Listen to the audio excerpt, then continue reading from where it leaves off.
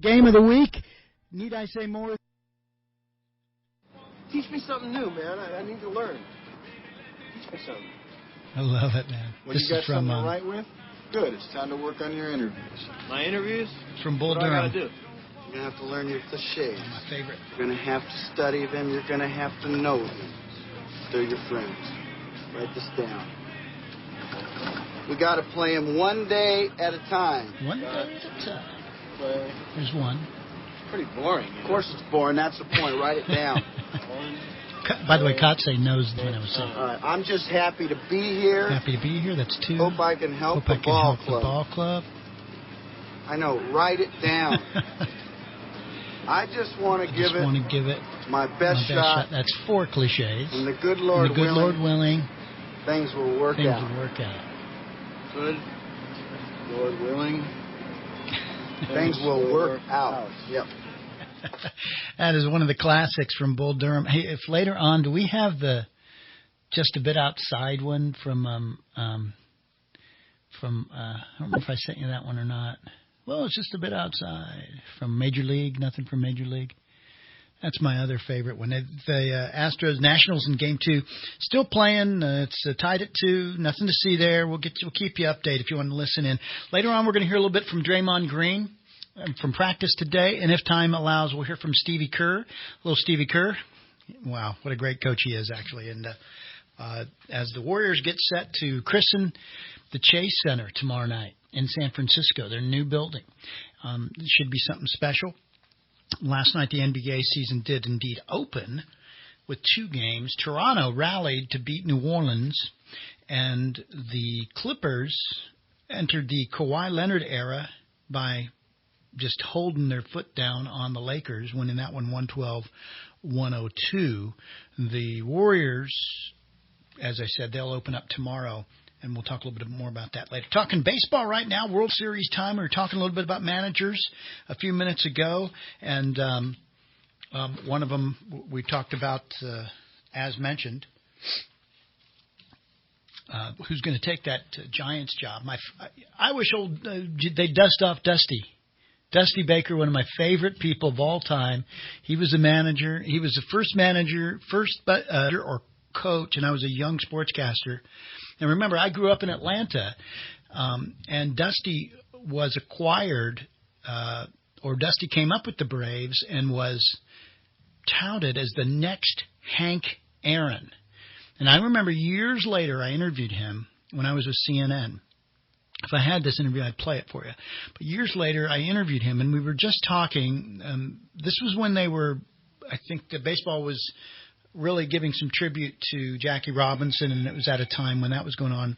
Anyway, Dusty was the first. He said, man, could you imagine the best thing ever happened to him was to get out of Atlanta and get to L.A. with the Dodgers, where he had, because he was a SoCal guy, or, a Cali guy, He was too laid back, and to get into the deep racist South where I was growing up was rough. So, hey, Rick Bosetti, who's no rest for the weary ever. Retirement for you means just helping somebody else out or doing something at the ballpark. But thanks for calling in, because it's World Series time, man. It is, and I have the game on in the clubhouse.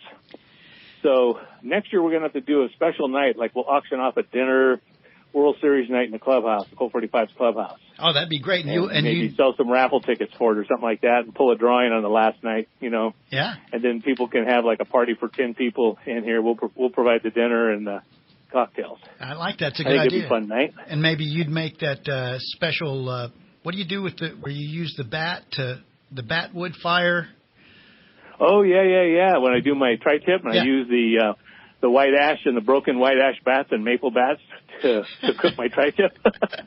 I love that. That's yeah. Well, tonight we have the Dignity Health residents are down here. There's about 50 or 60 of them going to be here, and they're playing kickball out on the field and have their families down here and having fun, Brent. Oh, that's great, and I love to see that.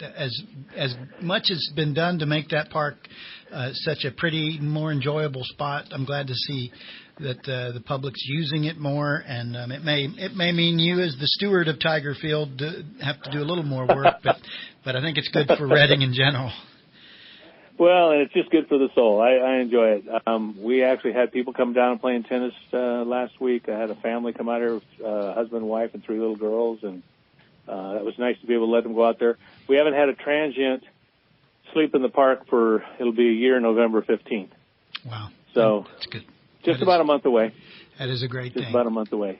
Well, I want to ask you a couple things about the Colt 45s and what you guys are planning next year. But first, I want to talk baseball because that's the best. Yeah. That's the best thing. World Series time. Now, you, in your career, for those who don't know you, of course, went to Anderson High School, Shasta College, lifetime Shasta County resident, I guess we'd have to say. And you got into a couple playoff games in your career. I did with the Oakland A's, and watched from the bench with the Philadelphia Phillies get swept by the Big Red Machine. Wow. And Bill Plummer was on the other side. Bill Plummer was over on the other side. I was not on the roster, but, they let the booger noses put the uniforms on, sit on the bench, and watch. And so, but they went through us like a hot knife through butter. At 1976, right? Something big time. That Philadelphia team and was then we played the on, Yankees in '81, and we got swept in 3 by the Yankees. So, but I'm a career 250 hitter with a double off the wall and a run scored, and that sort of thing in my postseason. I think that in the big picture that look at. So you got you played a little defense, right, in the series against Kansas City, right? Yep. And then you got your knocks. Now, who did you get the double off? Rudy May. Remember that name? Yeah, sure. Rudy May, left-handed. He was game 2 starter for the Yankees. Actually, it was the irony was he tried to come in on the hands with a slider, and I pulled my hands through and I hit a line drive down left field line. There were people who said that I hit the chalk, and I was standing on second with a double, and Billy was out there doing one of his arguing, because this was like the top of the second, and it was a 0-0 ball game at that point. And they said, no, and had to come back. And so then on the next pitch, he tried to backdoor me with the same slider, and I hit a ball about 6 inches from being a home run. Reggie went back, that short wall in right field. Mm-hmm. Reggie jumped up and hits off the top of the wall, and I had a double there. Well, see, the baseball gods are shining on you there. Yeah, that day. 2 pitches, 2 doubles. Well, only got to put 1 in the book. So. And you mentioned, one of the great legends of certainly of your playing era, but I think of all time, Billy Martin. And what was it like playing for that guy? Well, I tell you what. It was pedal to the metal every game with Billy Martin. He was a genius when it came to managing the games because he knew the biggest thing about a manager is knowing how your players are going to respond to when you put something on to happen, right? Mm-hmm. And then knowing how your pitchers are going to react when they come into games and stuff like that. He was a great motivator. Probably his motivation techniques probably wouldn't go over too well with the millennial kids today, but it worked with us. If you notice, Billy would always only be with the team for about 3 years, maybe 4, and then he'd be moving on because you're always running about at the red line on the RPM meter. You were just always running full speed. And Billy did always do better with veteran teams. Yeah. Than a lot of the young kids. But he was a genius. I watched him do stuff out on the field and put on plays when you wouldn't think that certain plays would work, and they worked flawlessly. And it was before, he had all of the sabermetrics crap up in his head. Yeah. He knew what guys could hit what guys. He knew where to put guys in the outfield to play against what guys, that kind of stuff. Mm-hmm. So, that's what the old vets and that's what the old coaches on the bench were for. And now, you have your books and you pull out your laptops and your Surface whatever, and you sit there on the bench and you watch all that stuff. And your GM texts you during the game, right? How would you like that? Your GM texts you during the game? I'm not sure how much I would like that in a game, myself. We used to have every series, there was you'd have a pre-series meeting, and you had the center fielder, shortstop, the catcher, and the pitching coach, and then the bench coach. And you'd sit there and you'd go through, here's how we're going to pitch their lineups, okay? And they had, your scouts that watched the guys. You had scouts that were watching the other one. So when you come into town, they go, hey, so-and-so's been swinging the bat good. This guy isn't. This guy's been hitting off-speed. He's been doing this with the off-speed pitches, so shade him this way in the outfield or shade him that way, that kind of stuff. And everything worked great, Brent, as long as pitchers hit their spots. Yeah, that's easy. Just when they made the mistake and left something out over the plate or something creeped back in, or, a guy's strength is up and away and the guy pulls one across up and away and you're leaning to the right, he's hitting it to the left. So. Watching this World Series, in fact, I see that people see that when you say throw the statistics out, that's what they don't understand about. There are no throwaway at bats in the big leagues, in the World Series, in the playoffs. There are you can't afford learning at bats. I see people say, "Oh, Kershaw, well, he's a terrible postseason pitcher." Are you kidding me? I mean, every at bat is you're getting the best of the best, and the level. You make mistakes, right. And we saw that last night. You make mistakes, and they're home runs. You make a mistake out over the plate, someone's going to spank you. I mean, Strasburg, he hung a changeup in the first inning, to Bregman, and he hit it 415 feet, yep. Something like that. So, that's just what happens, and it's just if a pitcher could make his pitch every time, mm-hmm. right? If he could make his pitch every time, hitters wouldn't be able to hit. Yeah. That's just a fact. Hitters hit mistakes. Yeah. Now, there is a low percentage of time, and I can think back in my career, and I wasn't an outstanding. I hit 250 for a career. But I can remember back a pitcher making an absolute nasty pitch on me, right? And I don't know, the gods were smiling or whatever, and I just put the right swing on it and bam, hit a line drive, and get a base hit. But that was like the 15% of the time. Yeah. Most of the time your hits came off of something they left over the middle third. Yeah. Or you're sitting dead looking for a pitch out in that certain area and he gives it to you and then you spank it. Yeah. But for the most part, if the pitcher makes their pitch to the location that they're wanting to go, you usually don't get the big part of the bat on it. You might hit it, but it might not be a bullet someplace. It might be a jam shot. It might be a pop-up. It might be a ground ball or something like that. We're talking to Rick Bosetti, GM, of course, of the nonprofit Colt 45s, who are just a gem, and I am biased of Redding and Shasta County. Rick, if you can just stay through the break. The voice of the Colt 45s. I hope you're biased a little bit. I am. I absolutely have. It was the most fun I've had probably in as a much while. fun as ever. Yeah. Hey, well, we're working on a series with the Australian black team coming up. They're going to be touring the West Coast, and we're trying to work out a series with them. It'll be middle third week in July, if we can get it worked out. So we're doing everything we can to accommodate their scheduling and everything, and we really want to promote it. I think it'd be good for the game, be good for Redding. People get a chance to see baseball in its international flavor. I think that'd be a cool thing. Can you just, I won't keep you too long, but I got to take a break. I want to talk about those other things with the Colt 45s just for a couple of minutes. Can you stick around for just a couple more minutes?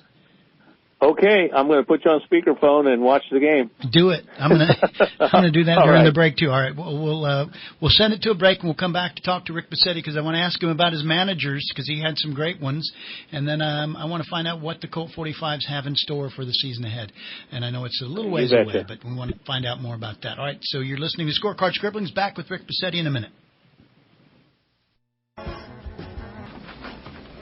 Well, I'm a peach. Well, I was just wondering, because I couldn't figure out who'd throw home when we've got a 2-run lead. You let the tying run get on second, and we lost the lead because of you. Now you start using your head. Are you crying? No. Are you crying? Are you crying? There's no crying. There's no crying in baseball. Yeah, we are. And we're playing it on the radio right now. Tom Hanks. Back with Rick Bosetti. Tom Hanks and who cried? Yeah. Was it? Oh, are you quiet? Yeah, is that the classic or what? Rick Bosetti joining us. And, I thought it was perfect when we were talking about the millennial player and how sensitive they are. But oh yeah, yeah, I don't know how those ladies in a league of their own were tougher than our kids that we have today. Absolutely. I think so. Wasn't his character loosely based on Mel Ott or somebody that I don't know. It was someone who ran that team. I mean, it was a name. It was like an old timer, and maybe had a problem with the bottle, and it was like a last chance for him. And there are a lot of people that had problems with the bottles. Yeah, that was those were long train rides, weren't they, for those guys? Yeah, they were. Bus rides, train rides, whatever rides. We're talking with Rick Bosetti. Exactly. Before we move on to the luxury of being a Colt 45, which I mean that in a positive sense, the great experience that these players have, I wanted to ask you a little bit about the managers you learned from and the managers we're seeing today, because I'm guessing this because I haven't asked you. I'm guessing it was Danny Ozark when you came up, and maybe was. Oh, gosh, why am I blanking? Was Red Shandy still in St. Louis? Yeah, he was a coach in St. Louis. Okay. And we had a guy by the name of Vern Rapp. Vern Rapp, that's right. Yeah, and but, the bench coaches are the guys that worked with you a lot. Bobby Wine, and, and Ruben Amaro, who I mentioned earlier, he was actually coaching when I got to the Phillies. You had... oh gosh, what was his name? Billy DeMars was the third base coach. Well, a couple of those guys these were all like 50s generations guys, 50s, 60s guys. Were some of those guys with Bobby Cox I was in that early era? 70s, so these guys were only out of the game 10, 11 years and they're coaching in the big leagues after putting in probably 10 years in the minor leagues. Right. And so everyone really appreciated the game. Everyone worked really hard. Money really wasn't, when I got to the big leagues, the minimum salary was $19,000 a year. Wow.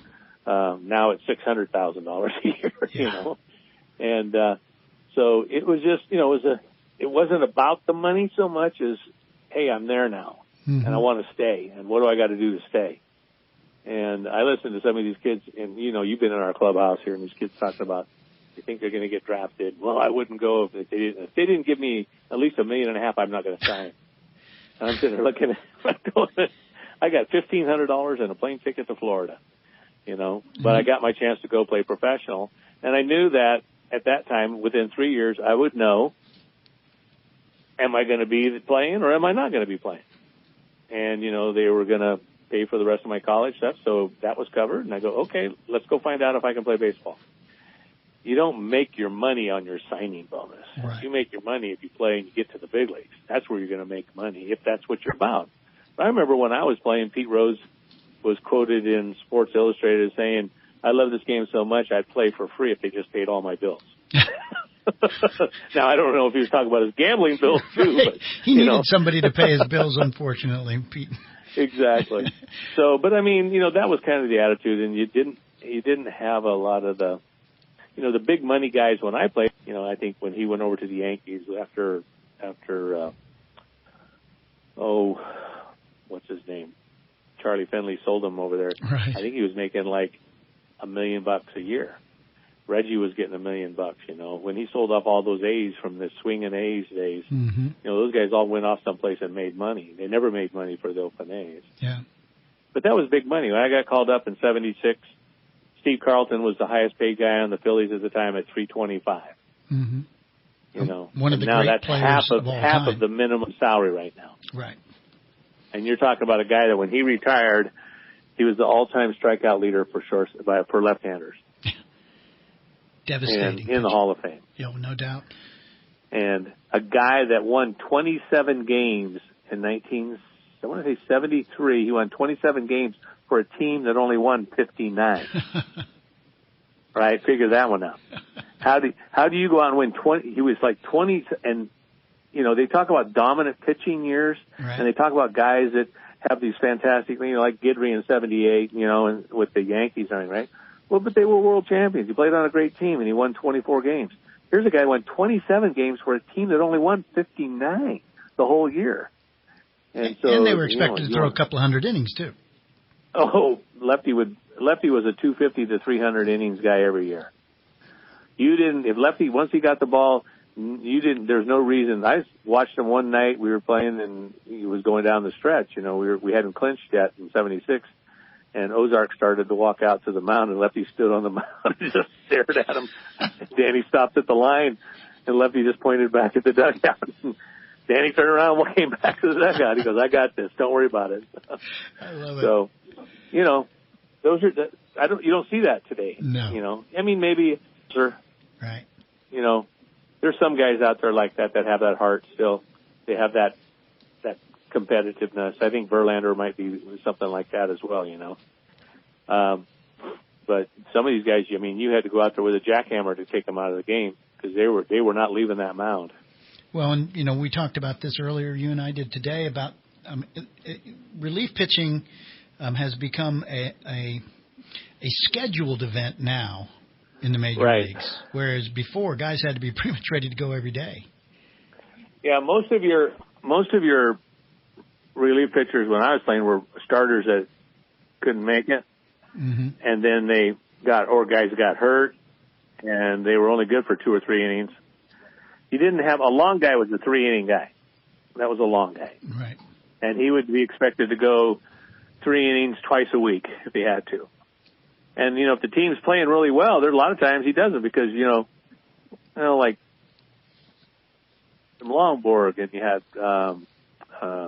Dick Ruthen and Steve Carlton, and you had guys going out there on the mound, Larry Christensen, that were going to go out and give you 6-7 innings. Yep.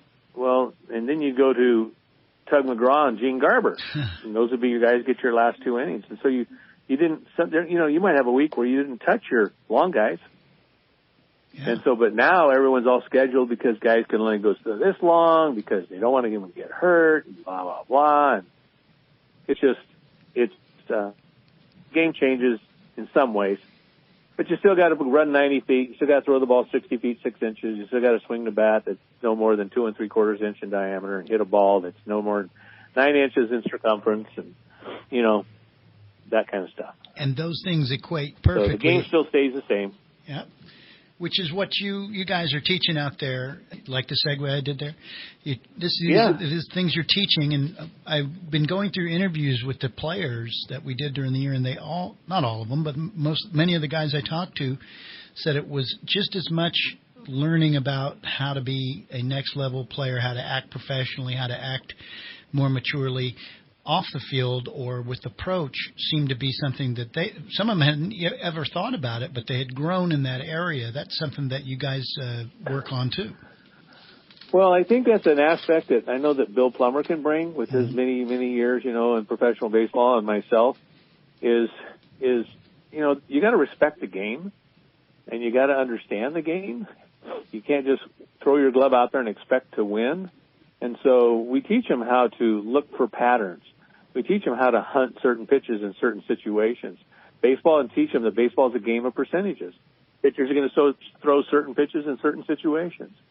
And most of the time they're going to be dealing with their strength, right? Not pitching to your weakness here. Because they're only going to see you one, you know, we play everybody one series, 2, you know, at the most. And so a guy's going to be doing that. So a lot of times, this was the first time we let the kids, you know, turn them loose. A lot of these kids, from the time they're in high school and then in college, their coaches are calling everything for them. They've even had some guys come here saying, well, my coach wouldn't let me swing until I got to this count. I go, what? I go, okay. Well, when you go back, you can do that. But right now, we want you to show that you know how to play the game and that you can swing in situations. And, you know, if you show us that you can't, then we'll go back to that. But we think that you can learn this aspect of the game. You know, it's like you watched, remember Andy Diana, right? Andy should have been able to steal any time he wanted to go. Right. And so, but he had to learn. He had to learn how to, when to get the jump. He had to learn when a breaking ball situation was. You know, I remember looking in his eyes first time. I said, Andy, I guarantee you, if you steal on a breaking ball every time, they will never throw you out. There isn't any catchers around here that are good enough to throw out a 6'3", 60 guy on a breaking ball. I mean, Ricky Henderson proved that. Right. You know, Lou Brock used to, he knew where his lead was. He knew how fast he was from his 2 or 3 different lead points on the field, and he would just combine the pitcher's time to the plate and the catcher from the time he touched it to throw to second, and Lou would go, okay, I need to get to my 3-1 lead spot. Or I can relax a little bit because these guys are real slow. I can back up to my 3-2 lead spot.